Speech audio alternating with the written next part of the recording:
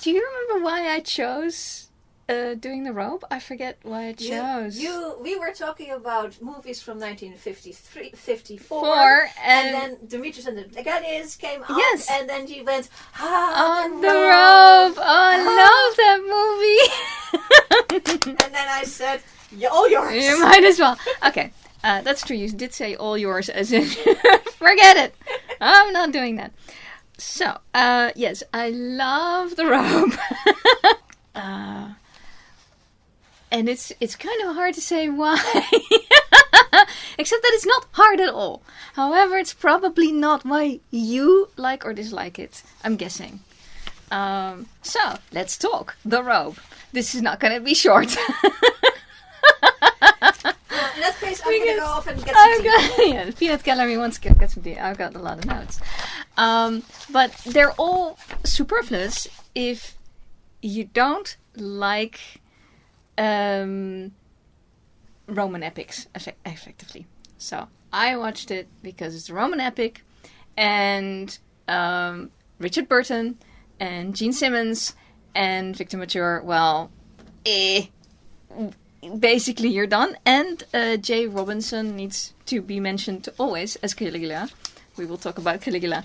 But my personal view of this. It's not really an epic because there's nothing. It's not long enough to be an epic. It doesn't have enough generations to be an epic. It's about this one guy living, one decent guy, but he doesn't know it, living in an unjust world. I think that's what this movie is about: being human in an inhumane world. And I was trying to read the book. Not that it's hard, because it's very, very well written, because it's Lloyd C Douglas and he writes very well, but it's very thick, the book, and I didn't, I was busy evaluating the movie. But I think that was the first part that I did read of the book, is that he does want to say it's an unjust world, and the world needs justice and charity, and care for each other, and that world doesn't have it. There's just the whole setup of the Roman Empire is just like, it's never going to be just in any sort of way. It's an absolute pure, I won't say pure capitalism, but it's even way beyond capitalism. It's fascism, capitalism, colonialism, slavery, everything is there. So everything that you could possibly do to make the world unjust is there. And we take one man, one very, very young man, who has everything. He's top of the pile. He's top of the, top of the totem pole? He's nobility. He's nobility. He is so high up that he is sparring with Caligula, who is his contemporary. He's going up against him in which he shouldn't be doing, which you see in the movie. You should not go up against Caligula because you get shipped off to Judea if you do that. But so he has hubris. He has. So I looked up: are all the 7 deadly sins, are they actually in here? Because Lloyd C Douglas was the writer of the book, was used to be a reverend or a minister or something like that. And so I was like, that would be interesting if that is actually what he was trying to do with Marcellus, our main character. So I looked up the 7 deadly sins. The 7 deadly sins. And I was trying to see where in the movie I can find that Marcellus is actually sinning, doing these things, because he's placed so high on the totem pole. He has nobody to answer to, possibly his dad, but even that they kind of throw that off the table when his father comes to him and says, "Hey, you did a bad thing there with going up against Caligula, and you're putting me in a bad light."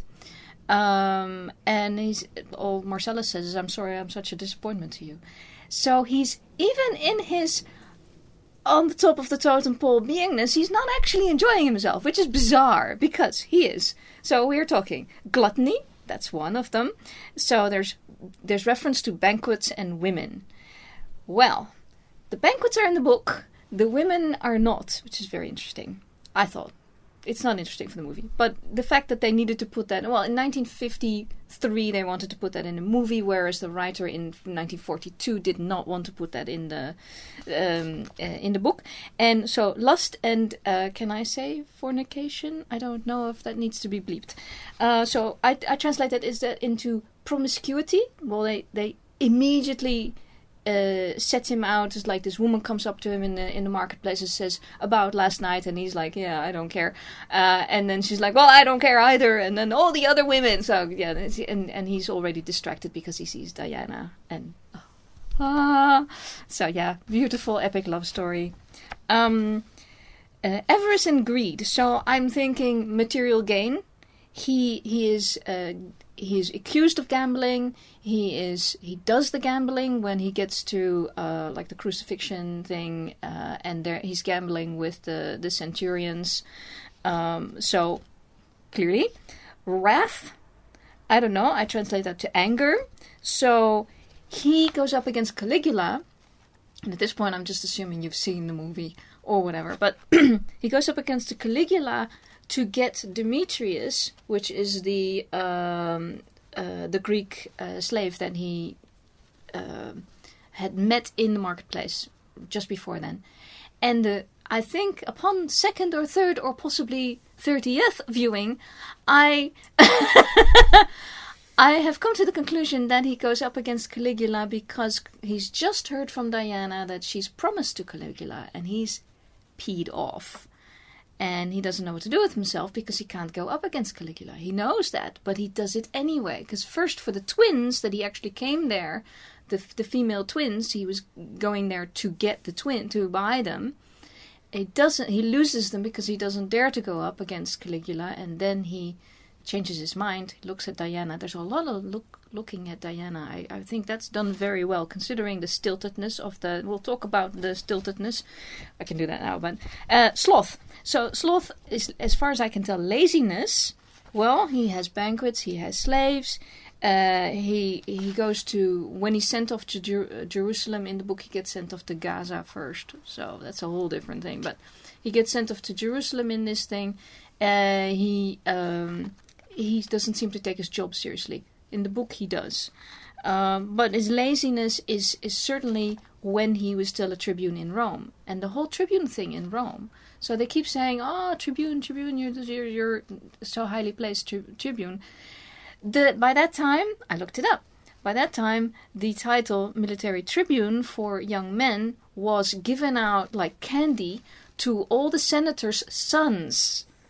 And I don't know how many senators there are, but there are a lot of sons. And by the time that he is a tribune, it actually doesn't mean anything. And everybody knows that it's basically dilution of the title has happened at that point already. So he knows that his position is purely unearned. He doesn't need to do anything.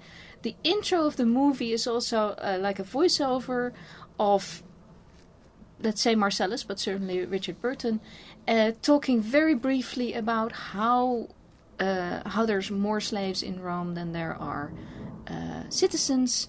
The whole Roman Empire, there's only a few amount that are actually citizens. Everybody else is some sort of conquered people, and possibly therefore all of them slaves. So I don't know how far that went. But anyway...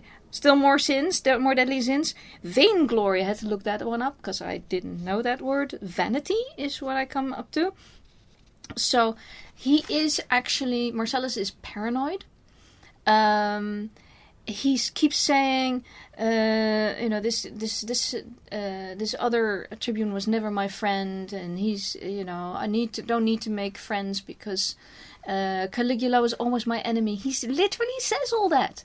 Where it's like, how do we know this? We don't know this. All this is not in the book, by the way. This is film shortcut to get him for us to understand that he he's doing, he's not doing the right things to stay in favor, and he needs to get himself shipped off to Judea, because if he doesn't get shipped off, we don't have a story. Once he is in Judea, he bullies the wine merchant, which is absolutely unnecessary. He's acting like that they made him to be.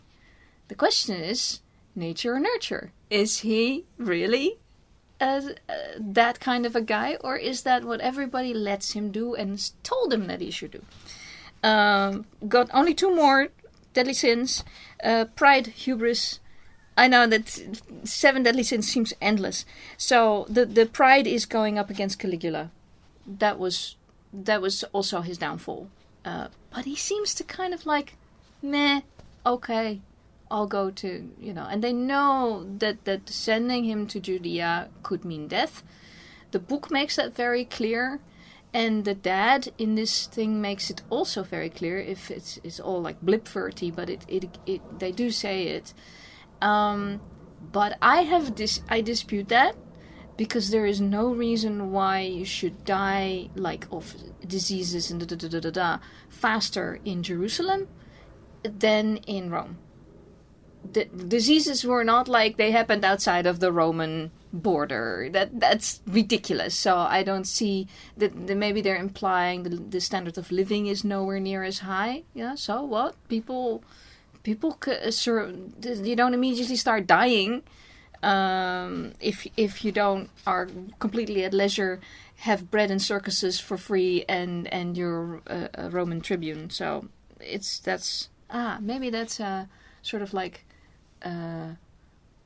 propaganda of like, we are the best, we Romans are the best, and everybody outside of our you might as well die. You might as well be a slave, because you're whole slavery thing. Anyway, so last one: sorrow, despair, despondency. He has apathy in his when we meet him. He doesn't care about anything until he meets Diana. Then he cares. And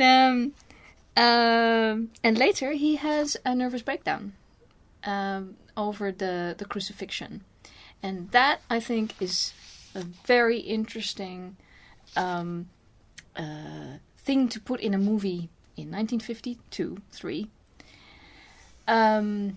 with our main character being like your quintessential young white cis male, privileged, well-educated, rich. He's effectively a prince. He's like 2 millimeters down from princehood, and he's got he has a nervous breakdown, and that I think is a very interesting plot twist. Otherwise, I think the movie would not have gripped me all these years. So the way I see it, Marcellus has nothing to strive for. He has nothing. He has no backbone, and that might irritate him, but not enough to actually like do something actively, because he's just not been taught to do so. Also, he is younger than we think he is. In the book, oh my goodness, now it's somewhere in my notes, but in the book, he is about 24, and in the Richard Burton was 27, which surprised me, because he can easily pass for over 30 or over. But I had always thought he might have been like 30 or something, because of course the dad also looks a little older than the dads on TV now. That's how things go. And he's being the only son of a senator. I'm very surprised that he doesn't have a backbone, because he's got all the education. He's supposed to be prepared to also become a senator, and he seems to be just a playboy. Lloyd C Douglas writes stories about people that have risen to power not through their own means, and because they inherit it, and he is dead set against that. And Magnificent Obsession has that. White Banners, that's Magnificent Obsession. There's 2 movies. White Banners, I don't think, was ever filmed. But it's all about what happens if you're like the 3rd generation. The 1st generation comes and works hard. The 2nd generation really does well and makes riches. And the 3rd generation has everything going for it, can go to all the best schools. But why does it go wrong there? Okay, so how do you get somebody who is in that position to understand that life is hard, you should be charitable to other people, and justice should happen, that you should be part of a just society and make the society just? Well, in Lloyd C Douglas books, if you've seen Magnificent Obsession and you've seen this one, people need to die.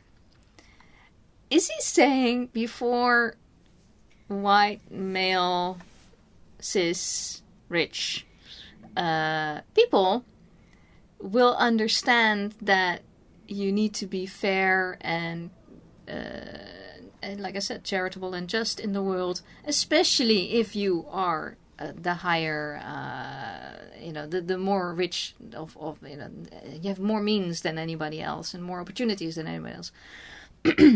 Is he saying people need to die before people like that actually get a clue?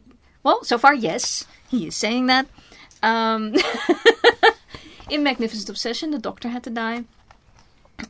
In this one, sorry, spoiler, but it's not a spoiler because it's literally the first part of the movie. But here, various people have to die, and one of them is... and it's Rome, sure, yeah.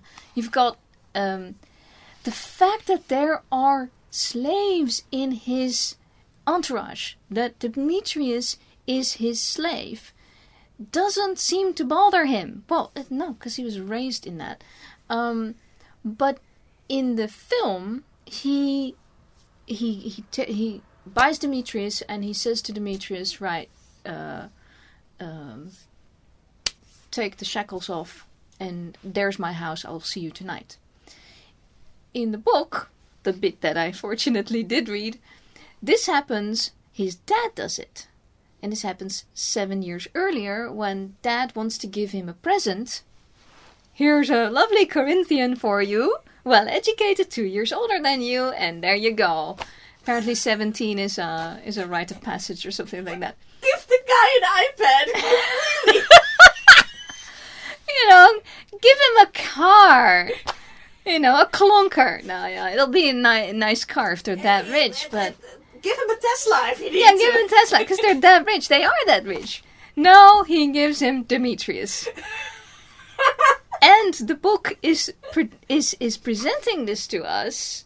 No, I don't want to bash Lloyd C Douglas, but it is it's no longer how we're thinking, and hopefully nobody thinks this way anymore. But the book presents it to us. It's like, that dad did a good one. He did a good one for his son. He's a nice guy because he took the shackles off of the slave he just purchased and said, here's the home, and you walk to it, and I'll see you tonight.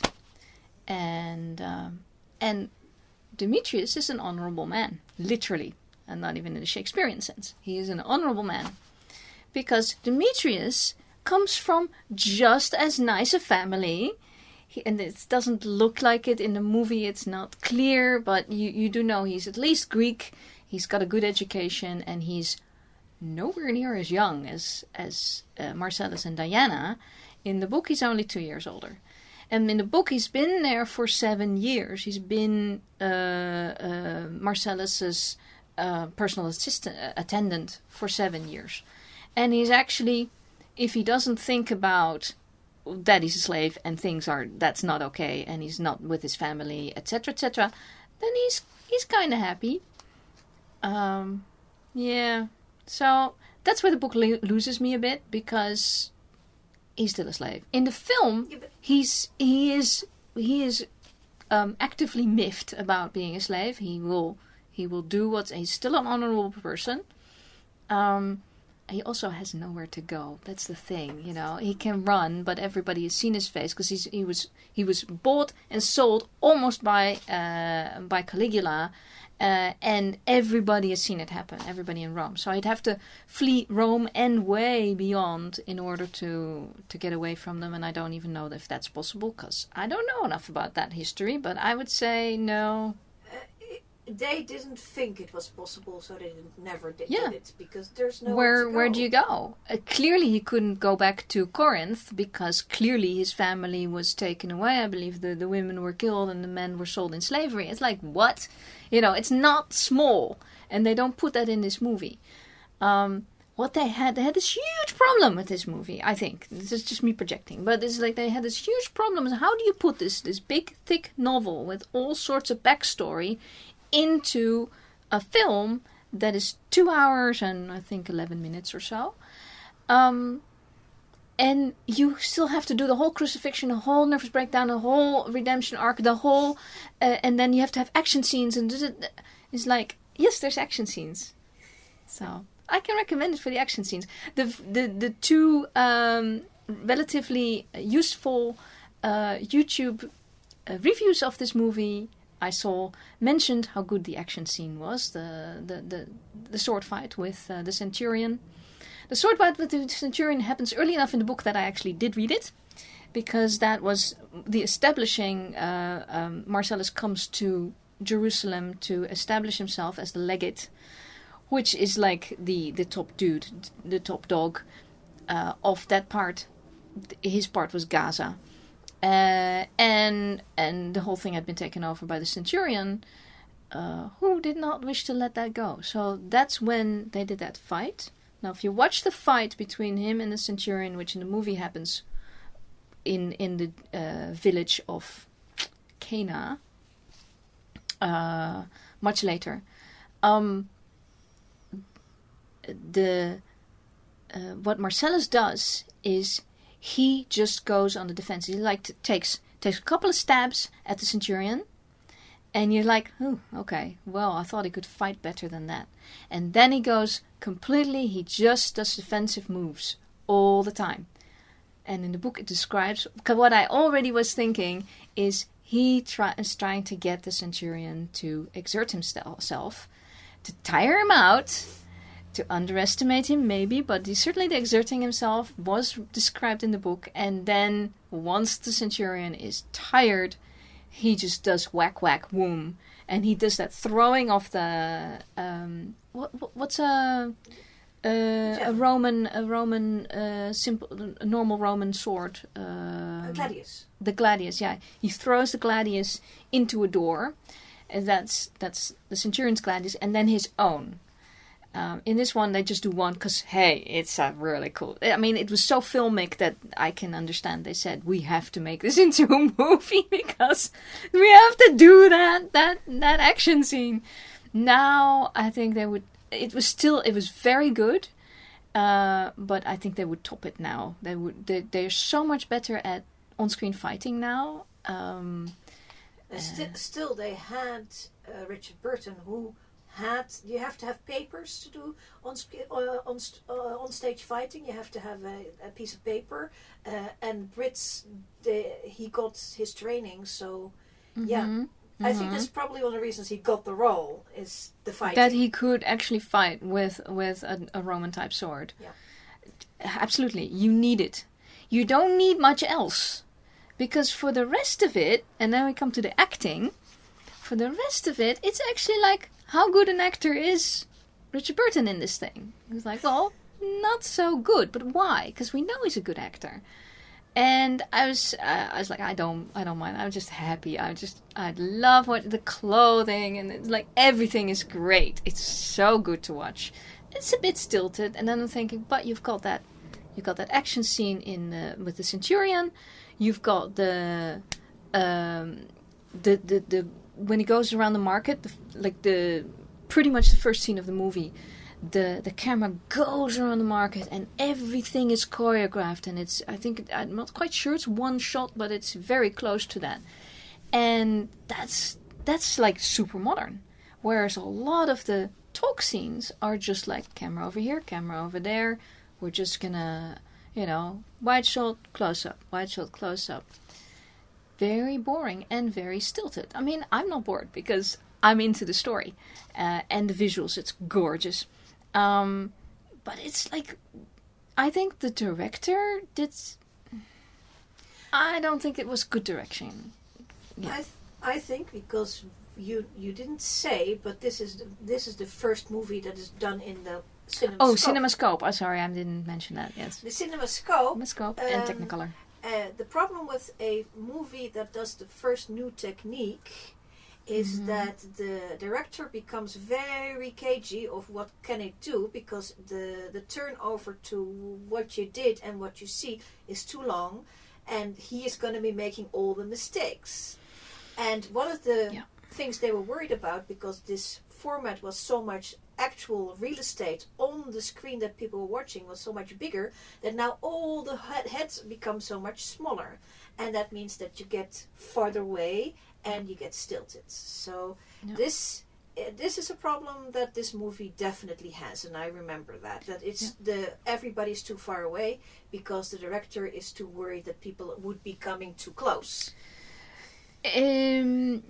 There are close-ups, and when they are there, they're beautiful, they're gorgeous, they're absolutely delicious. But he also tries to get like the big scene, and it works. But I think settling on the 16:9 is a very good size.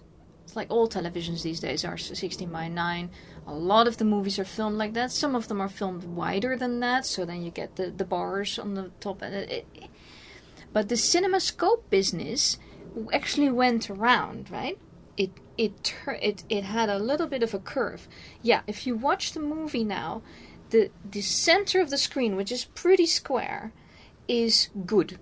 The faces are the right shape. The more you get to the side of the screen, the faces start to get longer. And I was fiddling with the settings on my monitor, and it's like, it is like 2.2 something by 1, or I'll put it over here for the actual aspect ratio. But I was fiddling with it because I was like, I couldn't get all the faces right. And it's a DVD. It should just be proper. So I don't know. I didn't manage to get the Blu-ray because I could only find an Italian Blu-ray. And as much as italiano. Yeah, and no parlo italiano. So that's a problem. If it had English soundtrack on it, I mean, and I could switch it, but it didn't. I got you the French one. Yeah, but the French one. So we have the DVD. That's yeah. But the French one just has the English soundtrack. Now it has no specials, which is for 1952, 3, 4. They will not have any specials, and which is a crying shame. There must be something they could put on there. So I was hoping something on the Blu-ray, but I never managed to get a Blu-ray. Okay, age. I talked about ages. Victor Mature plays Demetrius. He's 40 years old in this movie. It's fine. It's fine. Everything's fine. It doesn't matter because they're not following the book anyway. It doesn't matter what his age is. However, at 40 years old, even if he's 30, I would wonder, not just has his mother, sister, brother, etc. father been killed, but also his wife and children. That's what I would wonder. And nobody asked that question. There's another movie after that called Demetrius and the Gladiators. And I can already give you a spoiler on that. Nobody asked that question. So, more on that movie later. Because we have a cinematic universe, the Robe. But we've got... I need to say about Victor Mature that he was actually the biblical drama guy at this time, this era. So they couldn't make this movie without him, effectively. That's clear from... Peanut Gallery is not complaining. Yeah, no, we are not complaining. He was known for beefcake scenes, and literally it says there, and there's literally, my quote here is, he became associated with beefcake scenes involving bondage and torture. I am not making this up. This is not fan fiction. This is for real. I'm blushing. Okay. So because he was in Samson and Delilah in 1949. I've seen it. He was on a grist mill. Okay. In the Robe, he was stretched out on a torture table in a Roman dungeon.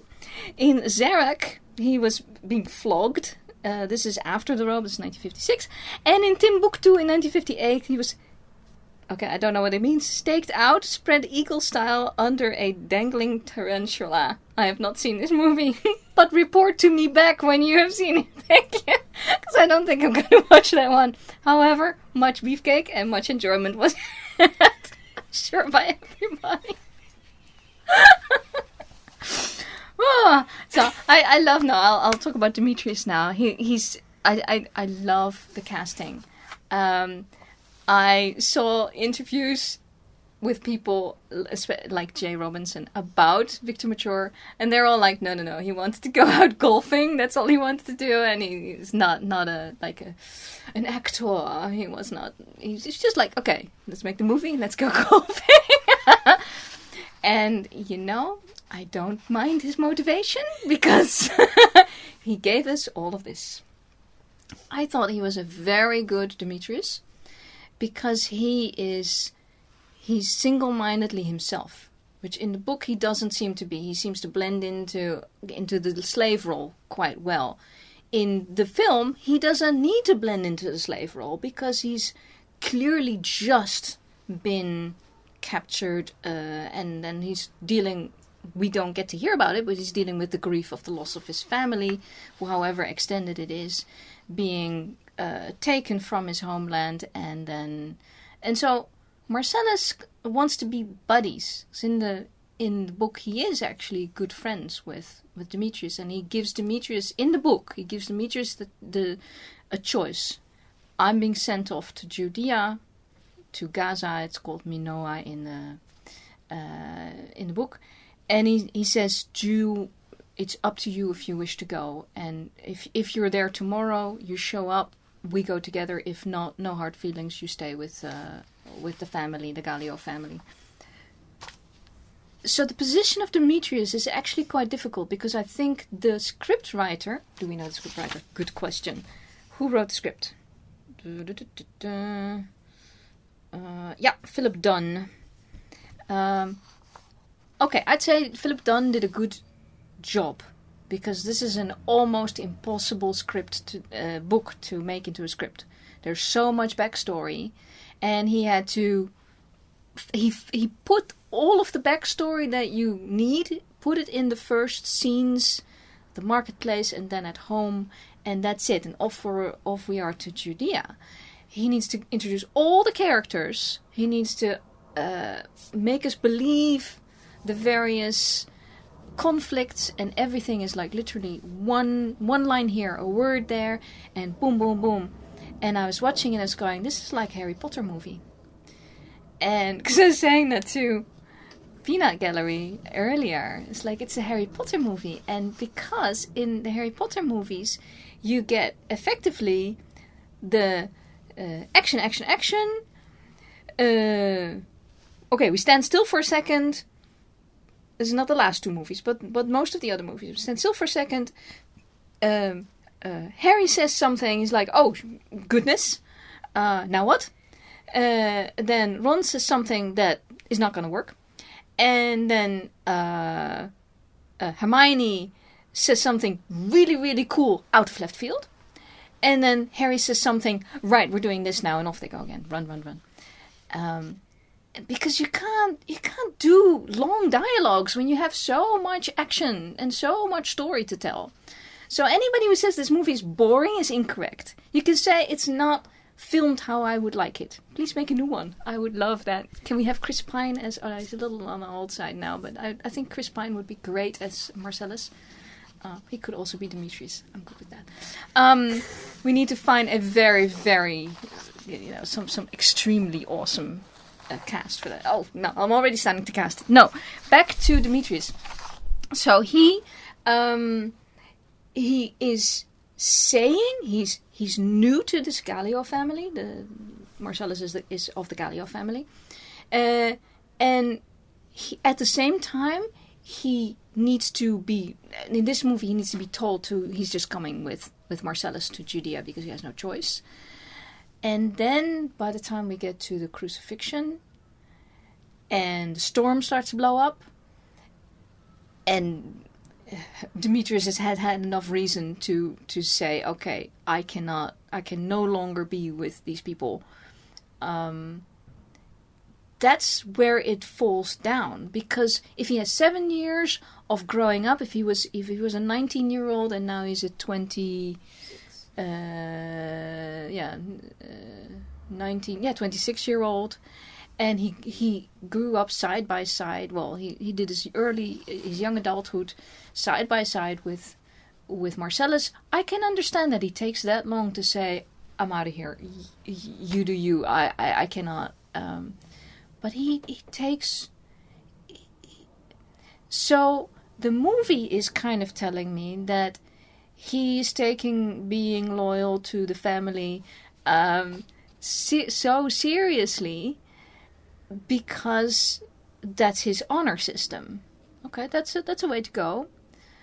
But he did the beautiful scene in the bathhouse where Marcellus effectively starts giving the pouch of money, which has silver pieces and gold pieces in it. A couple gold, some silver. Aha, we know where the silver's going. Needs to be given to the centurion in order to find somebody to rat out Jesus.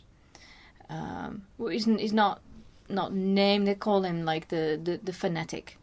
But that's where we are at that point, because it's already Easter, and Marcellus orders Demetrius to give the pouch of money. So Demetrius actually holds the money. Demetrius is not bound. It's all in his head. And if you live in a world where that's how everything is, would he? What does he need to run away? What does he need to say? Finally, that's enough. I'm in a different country now. I cannot be. Even for his own honor, he cannot be. But his honor got changed when, he looked in the eyes of Jesus and all of that. He realized that his allegiance was going somewhere else. So all of this is very difficult to put in a film where you have no time to explain all this. And I think they did it very well, and I think they had the right actor to do it, because he's so, he starts to get more taciturn, even more so than at the beginning, and he actually hands over. It's so painful to see him hand over the pouch of silver to the centurion, and then he runs, and he has a moment with Judas, which I thought was a very daring scene for 1952. To put Judas in the film, and Judas says, "Tell them not to doubt." And I think that may be the message, that apart from justice, charity, stop doubting. Obviously, it's about faith and stuff. So you tell them not to doubt is, but the message doesn't get through, because he said it to Demetrius in the middle of the night on the streets, and where does it go? So fortunately, Demetrius then ends up in Peter's entourage. But that's the story of Demetrius. I would like to still talk about Diana, and she is in the book. She is, get this, 15. Yeah. So we will go with the Diana in the film. The Diana in the film is 23 years old. They established that very, very clearly. Because I think they were also like, But that's what people did in the Middle Ages. 12 was a perfectly normal age to get married. It's in Romeo and Juliet. The mother says that I was married by your age, and Juliet is only 13. Specifically in Roman society, 12 years is a marriageable age for a gal. Yeah. The boys, different story, but girls, yes. Yeah. So she was considered to be grown up enough to take part at 15. Yeah, at 15. So that's where my knowledge ends of Diana in the book, because I managed to get to like the Passover bit. But in the film, she has so much agency if you look for it. Because first I thought, okay, well, there's another woman and she's just standing there being pretty. She's like really pretty. Like, so pretty. Absolutely the most. And the clothing. I looked up the clothing. She's in pink, a complete pink outfit, and she has these shawls. And women in Rome were modest if they wore something over their head, and the more you wore, the more modest they were. And so she needed to be super modest because she was promised to Caligula. So now we find out very early. We find out that she is so high up in the hierarchy, possibly even higher than Marcellus, because she, upon the death of her parents, she was in the household of Tiberius and was supposed to marry Caligula. That was the point. That was the plan. And then, she's still in love with Marcellus. She will always be in love with Marcellus. And she goes up against Tiberius's wife, who is the one who says, you must. That's, I think her name is Julia. Aren't they all? And so that's like agency tick box number one. Then when Marcellus gets sent to Judea, she beseeches Tiberius to get him back. She actually manages to do that. It's like, okay, it's in a letter, but she did that. And it's like, wow, she has power and she's wielding it. And if she was really 15, that was like, whoa. But then, at 23, she really should have been married already at 23. Like, yes, I get it. But so this movie is saying, let's give the power to them. At least the scriptwriter said it. Let's give the power to the women. There's not a lot of women in it. Pontius Pilate at one point says, I had a horrible night and even my wife had an opinion, which clearly states... These lines are very, very good because it shows you what this society is like. You don't only have slaves who have nothing to say about anything, but the women have nothing to say about anything either. They're supposed to just sit there and birth children, as usual. Part of how the women are portrayed in the film, I think, is also because it's the 1950s. I don't know if the Peanut Gallery has an opinion on that, but the 1950s, they wanted the women back in the kitchens. Homemakers don't go out to work. But even with that, she has a very good role. I mean, I wouldn't say go watch the movie just for her. If you're a fan of Jean Simmons, absolutely. Yeah, but then you've seen it. Yes, you will have seen the movie and you know what I'm talking about. It's like, oh my god, so good. I mean, and I was talking about, is the acting bad? Well, no matter what lines they gave her, her acting is great. She is, the two best actors in this thing is her and Jay Robinson, is what I think. Not because Jay Robinson as Caligula actually puts down like the best acting performance in the world, but oh my god, to stay up on that high insanity for so long. And everybody's talking about it. They're all going, oh, did you see? Oh, that was with that crazy Caligula. And he was 23. I looked it all up. It's like, okay, but what kind of acting chops does he have? He's 23 years old. This is his first movie ever. And he was going to go for it. And this is the perfect role to go for it. And all his career, everybody's still forever talked about the Caligula that he did. And he also reprises the role in Demetrius and the Gladiators, which I will do a video about later. Marcellus and Diana, I will talk about Caligula, but as Marcellus and Diana, there's really good kissing, and I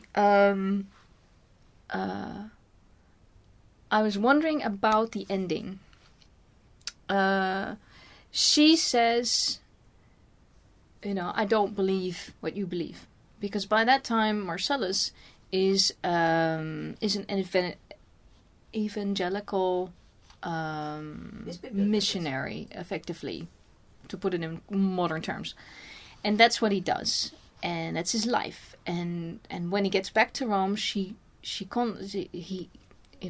come into contact again. Which I think is very sad that he didn't send for her. He didn't want to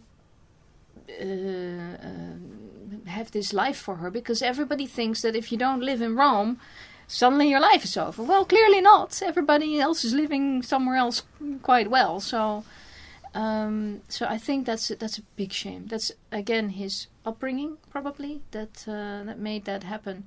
But it's very, very sad. So they don't have a lot of time together. But when he says, "Okay, I can swear allegiance to Rome, but I cannot deny my God," and then she says, "You're still my husband." Again, that is agency. It might not be what I would do or somebody else would do or whatever, but it's what she wanted to do. And she does this thing. Like Caligula says, no, you don't have to, because he's going to die. So if you go with him, you have to die too. And she's like, but we haven't convicted you of anything. And then she goes and she's like, I do not want to live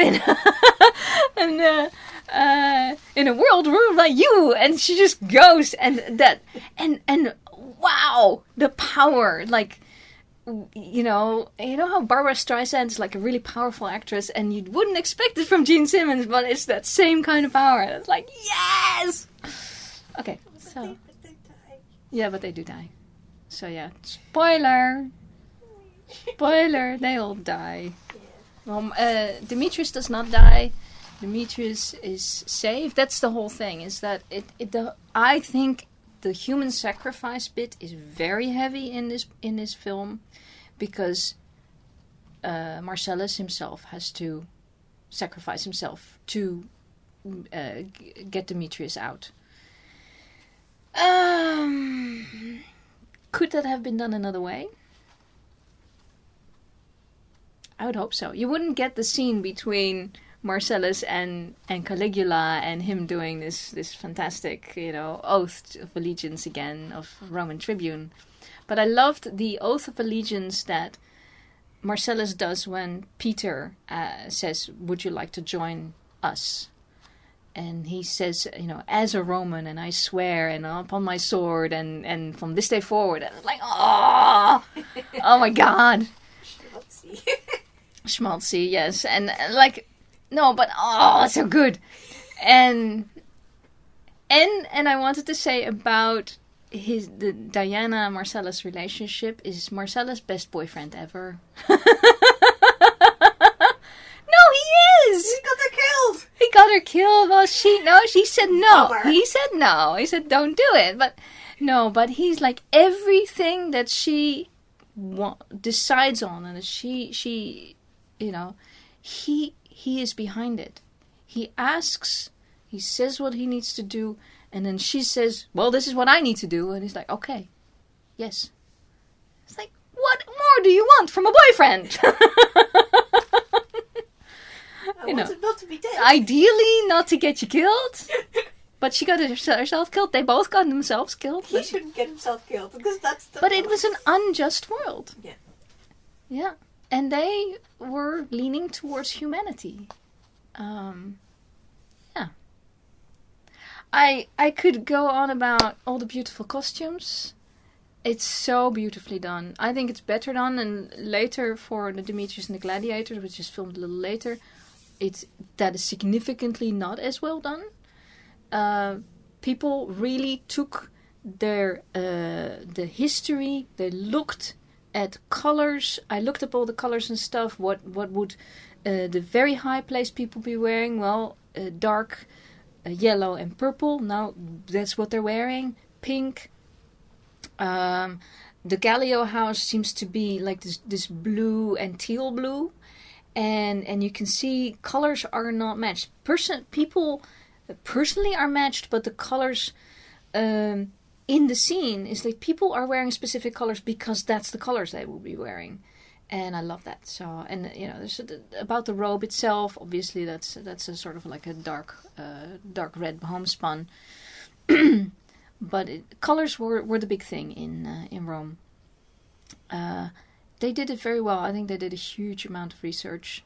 The hair of the ladies, the fact that they have something on their heads, it's also done. I mean, gosh.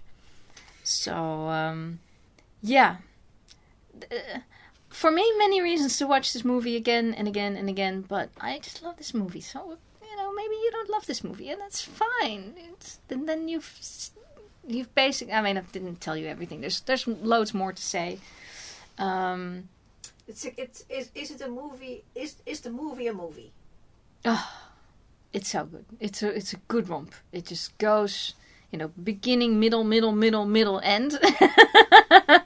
There's so much to get through. It's just that what it falls short in is the stilted scenes, the stilted acting, and that the script had to be so compact. If they had like 3 times the lines to really get into that particular subject and then move on to the next thing, but you need a mini-series, I think. I didn't do mini-series. Yeah, just like two parts, 2 times 2 hours. So I'd love it if somebody films it again. Please. And tell me what the cast is. Oh, it's so good. Yeah, so, well, that's, yeah.